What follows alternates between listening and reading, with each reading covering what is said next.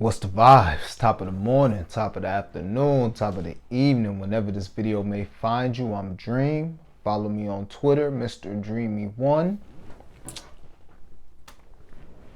Sub to the channel, like the video, share the video, comment on the video, let me know what y'all on. I'm in upstate New York. It's looking like death outside. It's burnt and it's fire and all this. Wildfires from Canada got it looking spooky outside, man. But aside from that, everything is good, man. Let me know what y'all on, how y'all feel. It's just really a wrap-up show, man. If y'all want in-depth analysis to any of this stuff, check out the last two videos. But I know how it go. The day of the game is when a lot of people bet. So this is what we on. Straight bets. You know, we're going to do straight bets, blunt money bets, outlook of the game, and then I throw in some WNBA looks real quick too. So, straight bets, KCP and Jamal Murray each to have a steal, minus 115 on DraftKings. This is covered every game in this final, and it's covered 14 to 17 games this playoff. So, love it. That's what we on for the third straight game. Next, Kevin Love over 4.5 rebounds, minus 130 on. Well, it was 130 on MGM. I don't know where it's at now, but I couldn't talk you off for playing the over 5.5. Ugh. Let me see my notes real quick. Yeah, I played a 5.5. So basically, he got 22 minutes last game. I expect him to get a similar amount of minutes this game. The entire playoffs, when he's played 15 or more minutes, which has been 13 times, he's gone over the line every time but once. So 12 of 13 games when he plays 15 minutes in the playoffs. And in general for the playoffs, he's over 13 to 17. So if it's one more rebound, I'd still play it. But that's why you gotta follow me, man, and check the videos out. We gave this out pretty early. Bruce Brown over 3.5 rebounds, minus 135 on FanDuel. Still should be around there. He's covered this 7 of his last 8 games. 6 of his last 8 games, he's had 5 rebounds or more. And yeah, increased minutes. Could see it happening again if you get some foul trouble with KCP or MPJ, or if one of them is just not playing up to standard. Then you're gonna get Bruce Brown, or if if Mike Malone pivots and wants to just have another ball handler to attack the Heat zone or their defense in another way. So it's a lot of options in play for Bruce Brown to actually get more minutes. So if he's going to get just the minutes he's been getting the last 7 to 8 games, we're going to take that. And in general, for the whole playoffs, he's covered it 10 of 17 times for whatever that's worth. And last, Jokic over 27.5 or 28.5 for the purpose of this video. Love to play. Couldn't talk you off a ladder. I just feel like I said in the other videos, man, he's going to score. They're letting him score, or they're encouraging him to score. They're not sending strong doubles, and the people they got him matched up with, when they come off the bench or whatever, they letting them cook, and they kind of focusing on shutting down the outside action. Because when Jokic get the ball and he get the posting up in the high post or the low post, you got people cutting, you got people setting picks, you got people coming around, shooters and all this, dribble handoffs. So the Heat is, it's tough to focus on that. It's tough to worry about all that, so they just like, you know what? I mean, it's tough to focus on that and Jokic. So they like, look, we're just going to focus on that and let you do your thing. That's what it's looking like. Stuff could change, but if things continue how they have the last 5 quarters as far as the coverage, and I don't know why it wouldn't. The Heat have been very successful the last 5 quarters. I could see it happening for the first 3 quarters, and then if the Heat struggling or if it's a close game, then Spoelstra switching it up in the 4th quarter, because that's what he kind of been doing, waiting until the 4th quarter to show his full hand. But aside from that, I'm gonna keep playing these points till I see something different. So those are the straights, man. I got a personal play that I put in, but y'all could check the video out yesterday for that, man. But I did get a personal play in there that I like at plus 175. So for whatever that's worth. Next, blunt money bets. Gave out a bunch yesterday. As I'm looking at my notes from yesterday. I gave out a bunch yesterday, so I ain't gonna go through them all here. I got 2 more, And I will speak on that Caesars because I got a little bit of questions about that Caesars thing. So it's on Caesars Sportsbook. You go under futures, and it's like the last one, and it say like NBA prop something, prop challenge or NBA prop something, and I think the top is MPJ plus 180. You got Gabe Vincent up there plus 180, and maybe Eric Gordon. Then after that, it's a big drop. It's Bruce Brown at plus 900, and then you got Kevin Love at plus 3,000. And this is basically who's gonna have the most PRA out of the role players. So I gave those two out yesterday: Bruce Brown and Kevin Love on Caesars. Couple more with Bruce Brown and all them blunt money bets. So we got Bruce Brown to have 4 rebounds, Bruce Brown to have a steal, and Bruce Brown to hit a 3. Aaron Gordon to have 6 rebounds, Caldwell Pope to have 3 rebounds. That's plus 1224 on FanDuel. And this is basically off of yesterday in the video. I gave out a bunch of trends that have been doing well, like 13 to 17 games, 12 to 17 games, 11 to 17, 8 to 10 games, all this other stuff. So this lay is just basically off of that trend, off of these trends. I may put together a stepped up parlay based off, I think, what are 100% trends this playoff. So we'll see. Or this series. Next, Bruce Brown, 5 rebounds. Kevin Love, 7 rebounds. Nikola Jokic, 31 points.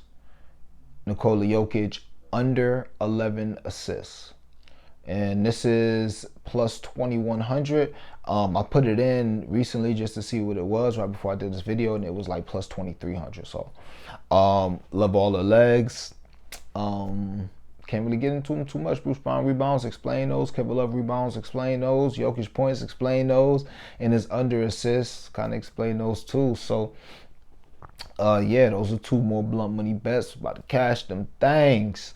And real quick, just my game outlook. I was trying to cook up, like, you know, my max unders with the game over and my overs with the game under. But honestly, I just couldn't get a great feel on this game. I do think Denver is going to come out with an increased sense of defensive intensity for sure. But I don't know if Michael Porter Jr. and KCP going to get it going. I don't know if Max Strus is going to go back to the Max Strus he's been doing. I don't know if Gabe's going to have an off game. I don't know if Aaron Gordon's going to come out like a man possessed this game just because he didn't talk to reporters last game and they say he take all the losses the hardest. I don't know how the Nuggets going to respond, honestly, because a lot of them didn't even talk to the media after the next game. And to me, that's kind of a sign of weakness because when you kind of been used to thugging it out and you've been through the fire, like Miami, then they used to, like, nobody was ducking smoke when they was blowing that 3-0 lead. You see what I'm saying? Like, yeah, they've been doing their thing, so it's been easy for them to speak to the media, but it also would have been easy for them to, when people started doubting them all the way up to that game 7, to start tugging their tail. And it shows you the sign of their leader, the sign of they Pat Riley, the sign of their coach, and Jimmy, like, and UD. Like, they real dudes. They not gonna let you tuck your tail and run. So that, honestly, as a dude that bet Denver minus 1.5 for the series, that turned me off about Denver. Like, for real. Like, I almost was about to buy out. And you can buy out right now if you want. You can get the Heat, I think, plus 1.5. And buy out of the series if you want. I mean, I'm sure it's a way to equal it. It was minus 145 one way, so you might be able to buy out the other way. But yeah, so I really don't know. I would lean under, but I can't play it because all the 3-point shooting that been taking place. And Denver offense been uber efficient. They just haven't been getting the shot attempts up because of the pace. So maybe they push the pace. So yeah, man, I can't. And I would lean Denver because they ain't lost in 27 days. I heard that on the podcast. They haven't lost a game in 27 days. You know what I'm saying? So you would expect them to try to bounce back. They ain't lost a home game in 3 months. So, again, I say all that to say this. That's why, you know, a lot of the blunt money bets are focused on the same guys, or they're one-player blunt money bets. Like I gave out the Kevin Love double-double yesterday at plus 2,000, and the 8 and 8 at plus 675, 575, whatever it was. And you can scrap that because I left that in my betting sheet. I didn't even play it. And by the time I went back, the odds had nerfed. So I didn't even play that. So if y'all got it yesterday, shout out to y'all, but I'm not going to count that as an official, the 8 and 8. So yeah, man, that's my game outlook. We'll see how it goes. I expect it to be a good one. And last, a couple WNBA looks. So for the links, Nafrisha Collier, I will lean her points and her rebounds going over the 5.5 on DraftKings and over the 19.5 on DraftKings or FanDuel. I think it's a better price on FanDuel. You can wait; it may go down to 18 juiced on FanDuel. So I lean those. And as far as that second game, you know, the girls been holding it down. Satu Salah, I'm gonna have to learn how to say her name. But every time I done bet on her, she done won so far this season. You know, this is my first time getting with this WNBA. It's Satu Salaberry or whatever her name is, getting busy. So obviously, if I was betting today on her, and I don't think I'm gonna bet no WNBA today. Maybe sprinkle something. If I sprinkle something, I'll put it on the timeline. But I would bet her points over. I would bet her rebounds over, and I couldn't talk you off her 3.5 assists. Yeah, the 10.5 rebounds, like it. The 19 or the 20.5 minus 125, like it. And then they got another shorty on there named Arike. I ain't even gonna try to say the last name because I haven't ever heard nobody say it. I gotta start watching more of these games, which I've been doing. But yeah, I like both of them not to score 30, but I would sprinkle both of them to score 30. So you can get Satu at plus 700 to score 30. She might have had 30 last game. And Arike plus 510. Shorty, just looking at her game log, Shorty be jacking, bro. Shorty be like 6 of 24 out here without a care. So, yeah, man, WNBA yesterday was cool. I gave out a couple leans on the timeline. I gave out Chelsea Gray in the win. It was a lot of like plus 2,500, 3-legger. Chelsea Gray in the win.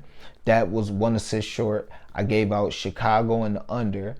Chicago ended up winning, but it went way over. But it was a decent pick because the game line dropped to 156 or 157 after I got the under 159. So just didn't happen. And then the Jewel Lloyd, the biggest leg was plus 230. The Jewel Lloyd 25 in the win. That ended up hitting. So, you know, it's going to be a good WNBA season, man. I could have round robin that thing and I still wouldn't have hit, but I was thinking about it. I'm like, nah, ain't enough to round robin. So we're going to hit a few of them things and have a good season.